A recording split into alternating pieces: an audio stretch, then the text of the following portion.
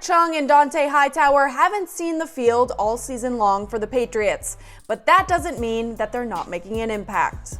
The duo were part of the 8 on the squad that opted out of the season due to COVID-19, and their slots on the field have been filled with 2 rookies, safety Kyle Duggar and linebacker Anthony Jennings.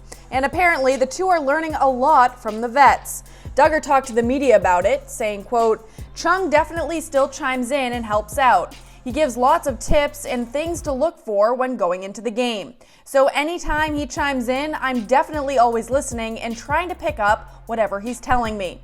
Jennings echoed the sentiment about Hightower. Quote, "Our relationship wasn't temporary. I look forward to working with him eventually. Anytime I have anything I want to talk to him about or anything he wants to speak to me and give me knowledge about, he don't hesitate to hit me up, and I don't hesitate to hit him up. We talk, we have a relationship."